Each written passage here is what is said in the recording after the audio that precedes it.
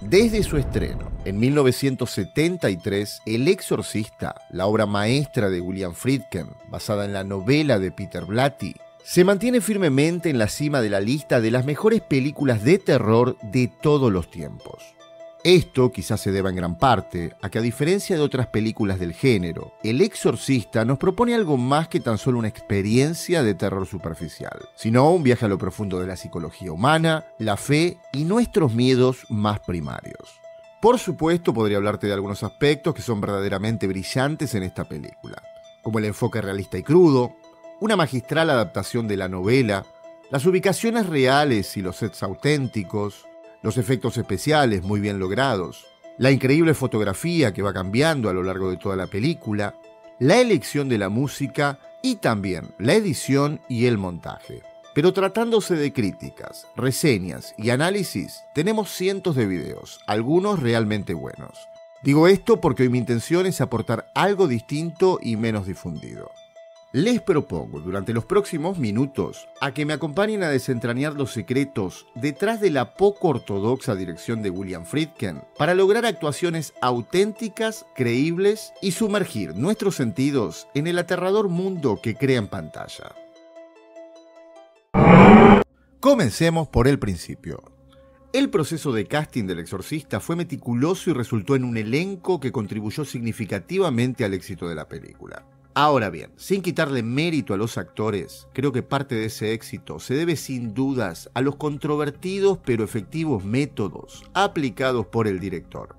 Te explico, la elección del reparto fue muy variada. Con esto quiero decir que tenemos a una gran figura de la talla de Mac von Sydow, como el padre Merrin, un joven actor de teatro, Jason Miller, como el padre Karras, una joven de 14 años con escasa experiencia, Linda Blair, como Regan, y también a un sacerdote jesuita que asesoró a Blatty mientras escribía la novela, llamado William O'Malley, como el padre Dyer. Entonces, la pregunta es, ¿cómo logró Friedkin que no se notara la falta de experiencia y las actuaciones en El Exorcista sean creíbles, apasionadas y convincentes? Como para que la audiencia se sumerja profundamente en la historia y se conecte emocionalmente con los personajes. La respuesta corta sería a los disparos. Sí, escuchaste bien. Durante toda la filmación, el director llevó armas de fuego al set y las disparaba por sorpresa en momentos random. Esto ocurría varias veces al día y claro, como te podrás imaginar, mantenía a los actores en un estado de tensión todo el tiempo. El director solía portar en la cintura un revólver Smith & Wesson M29, el mismo que Harry el Sucio. En el tobillo una pistola Colt 1903. Y ocasionalmente sacaba del baúl de su Pontiac GTO una escopeta Remington 870.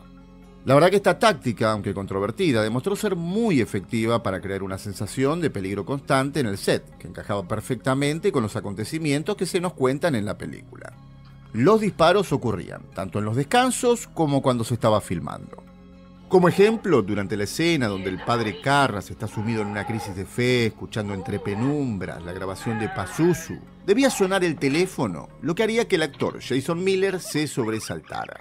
Pero el director pidió a los técnicos que desconectaran el teléfono. Y mientras la escena se rodaba, se acercó sigilosamente a Miller y disparó su escopeta, logrando así una reacción auténtica y convincente.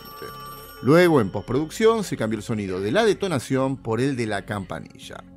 Pero esa no sería la única sorpresa que el director tenía preparada para Jason Miller. En una de las secuencias más icónicas y perturbadoras de la película, el padre Karras se acerca a Regan durante el exorcismo. En ese momento, Regan expulsa de su boca un líquido asqueroso. Para lograr ese efecto, se utilizó un tubo de goma que pasaba por la mejilla de una doble de Linda Blair. Estaba conectado a una bolsa llena de una mezcla de sopa de guisantes y miel de maíz tenida de verde. Y una vez más, el bueno de Friedkin optó por malinformar al pobre Miller explicándole que antes de rodar se le arrojaría el líquido en el pecho, hecho que sabemos que nunca ocurrió. El director le pidió a los técnicos que apuntaran fuerte y directo a la cara, por lo que la reacción de sorpresa, repulsión y enojo del actor al recibir el chorro en el rostro, sumado por el esfuerzo por continuar la escena, son realmente auténticos. ¿Cuál era?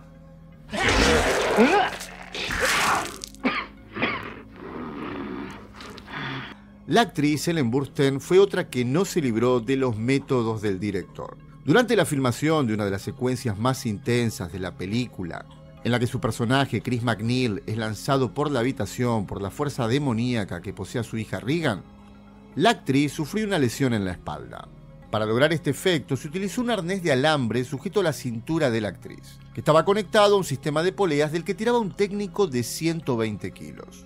En la primera toma, las poleas tiraron de Burstyn hacia atrás con gran fuerza, lo que la hizo caer bruscamente sobre una almohada. Pero a Friedkin no le gustaron los resultados, por lo que decidió repetir la escena una vez más. Fue entonces que la actriz se acercó al director y le dijo que estaba bien, pero que por favor esta vez tiraran con más suavidad. Pero mientras se preparaba la escena, escuchó a Friedkin decir al técnico: esta vez tirá, pero con todas tus fuerzas. Como resultado, la actriz sufrió una lesión en la espalda durante la toma. Es por eso que la expresión de dolor que vemos en esta escena no es actuada, sino una reacción genuina a la lesión. Mercedes McCambridge fue la elegida por el director William Friedkin para dar voz a Pazuzu, el demonio que posee a Regan en la película. Su voz profunda y escalofriante añadió una capa adicional de terror a la actuación de Linda Blair durante las escenas de posesión. Para lograr esta voz demoníaca, McCambridge se sometió a un proceso físico y emocional intenso. Durante las grabaciones fumaba cigarrillos, bebía whisky y comía huevos duros. De esta manera rasgaba su voz y le daba un tono más áspero y gutural. Pero también el director pidió que se la ate a la silla. De esta manera experimentaría en carne propia la sensación de estar atrapada y luchando, lo que ayudó a capturar la angustia del personaje.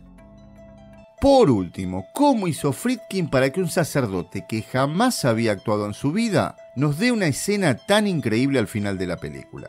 Les cuento. Con el padre Carras agonizando en el suelo, después de haberse arrojado por la ventana antes de ser poseído, un devastado padre Dyer, quien se encontraba en el lugar, es el encargado de administrar los últimos sacramentos y absolver a Carras de sus pecados.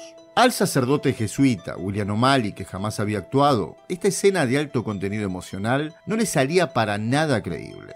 Tras repetir la toma unas 15 veces, O'Malley se rindió y se negó a continuar. Se acercó al director y le dijo: William, no puedo hacer esto, lo siento, busca un actor profesional. Friedkin lo miró y le dijo: ¿sabes que me acaban de dar un Oscar a Mejor Director? Te apuesto mi estatuilla a que en la próxima toma lo vas a hacer perfecto. Solo necesito que me respondas una pregunta. ¿Confías en mí? O'Malley lo miró y le dijo sí. Inmediatamente, frente a todo el equipo, Friedkin le aplicó un puñetazo de derecha en el mentón. El sacerdote se desplomó junto a Miller y comenzó a llorar y a temblar. El director dio la orden de filmar y los resultados están a la vista. Conclusión: yo no sé si estas técnicas son o no correctas, pero recién antes de terminar de editar acabo de tomarme un descanso y vi El Exorcista 2023 creyente. Y les puedo decir que a la película le hace falta un director como William Friedkin, con 2 pares de cojones. Gracias por llegar hasta acá, no olvides dejarme tu like y suscribirte para más. Saludos y nos vemos en un próximo video. ¿Todavía no te suscribiste?